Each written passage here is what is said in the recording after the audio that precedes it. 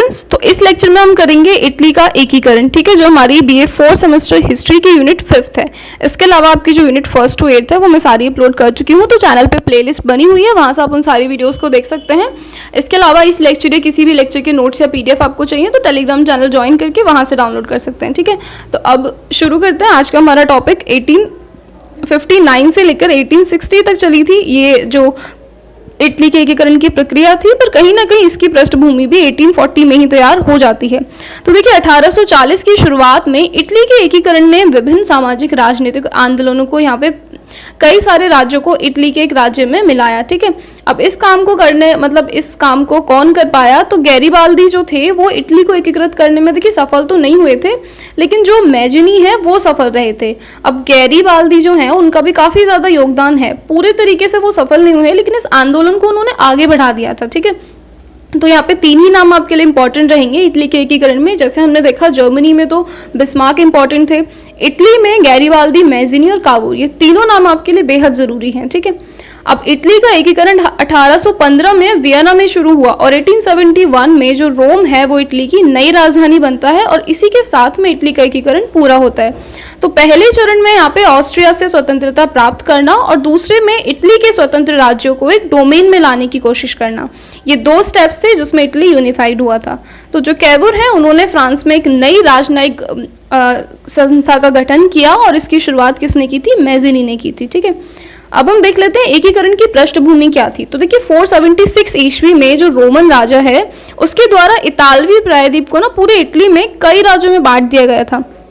1830 में इटली के एकीकरण के परिणाम स्वरूप कई राज्य थे जो कि कई राज्यों में फ्रांसीसी क्रांतियां भी हुई थी और जो गैरीबाल्दी हैं वो पहले डेमोक्रेट थे जो 1848 में जिन्होंने भाग लिया था इस क्रांति में, ठीक है।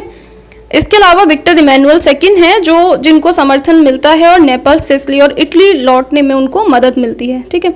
अब 1860 में इसे एक रेड शर्ट सेना की मदद से विद्रोह सफल हुआ था और जिसने नेपल्स और सिसिली द्वीप पर कब्जा किया। इसी बीच में इटली के उत्तरी राज्यों ने जो विक्टर हैं उनको अपना सम्राट स्वीकार लिया था। अब एकीकरण की रूपरेखा की बात करें तो 1849 में जो ऑस्ट्रियन आर्मी है उसने वेनिस को हरा दिया था। 1858 में कैवूर ने नेपोलियन थर्ड से वेनेशिया, लोम्बार्डी, मोडेना, पर्मा और इटली को हासिल कर लिया था और ऑस्ट्रिया के खिलाफ युद्ध किया था, ठीक है। फिर 1859 में कैवूर की जो वेनेशिया वापसी हुई थी उसके बाद नेपोलियन थर्ड ऑस्ट्रिया से युद्ध करने के लिए लौट जाता है। 1860 की बात करें तो यहाँ पे सार्डिनिया ने सेवाएं और ये जगह का नाम है सेवाएं और नीस, इनको फ्रांसीसियों को दे दिया था और इतालवी राज्यों पर कब्जा कर लिया था। फिर 1861 में वेनेशिया में इटली की स्थापना हो जाती है। 1867 में गैरी ने पोप राज्यों और रोम को अलग करने की कोशिश की थी जो कि असफल रहती है, ठीक है। 1870 में क्या हुआ है, इटली की जो सेना है वो धीरे धीरे रोम की ओर बढ़ती है और रोम पर कब्जा कर लेती है। रोम पर कब्जा करते ही रोम को 1871 में बना दिया जाता है इटली की राजधानी और इसी के साथ में एकीकरण की भूमिका पूरी होती है। अब इस भूमिका में कुछ नाम देखिए इंपॉर्टेंट हैं जैसे कि मैंने आपको पहले भी बताए। तो सबसे पहले हम पढ़ेंगे मैजिनी के बारे में। एक क्वेश्चन आपसे बन सकता है इटली के एकीकरण में दार्शनिकों की भूमिका।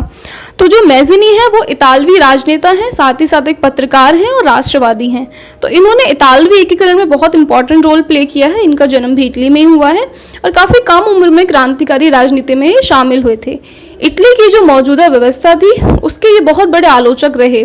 इनका मानना था कि लोकतांत्रिक आंदोलनों की सफलता के लिए राष्ट्र पहचान और एक मजबूत भावना का होना जरूरी है।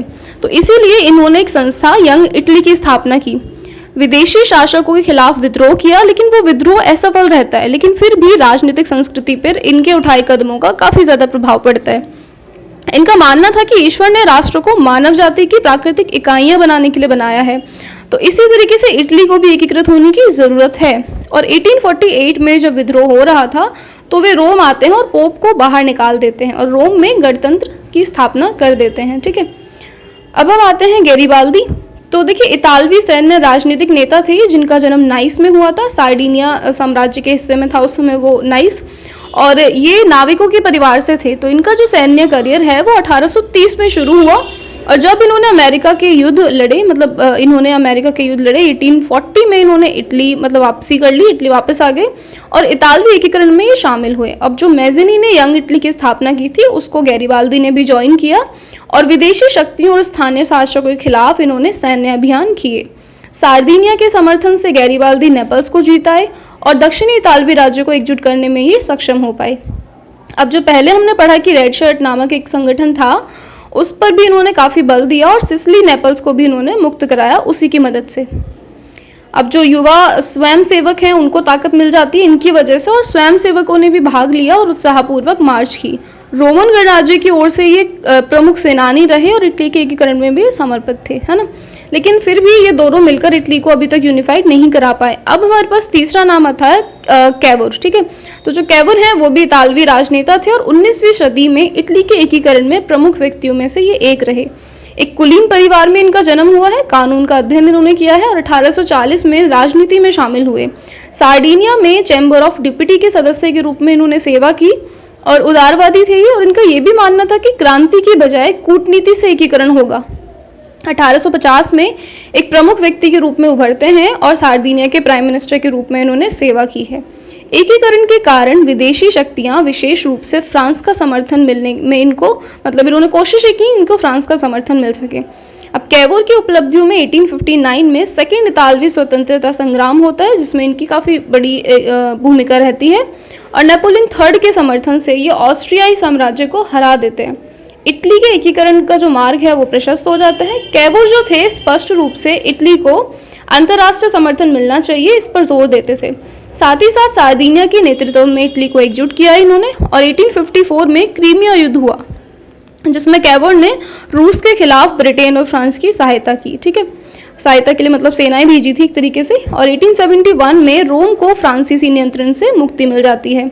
इटली एकजुट हो जाता है रोम के फ्री होते ही, और सार्दिनिया के जो राजा थे विक्टर इमैनुअल सेकेंड, उनके साथ में रोम के साथ राजधानी के रूप में इटली का राजा बन जाता है, ठीक है। तो इसी के साथ खत्म होता है हमारा इटली का एकीकरण।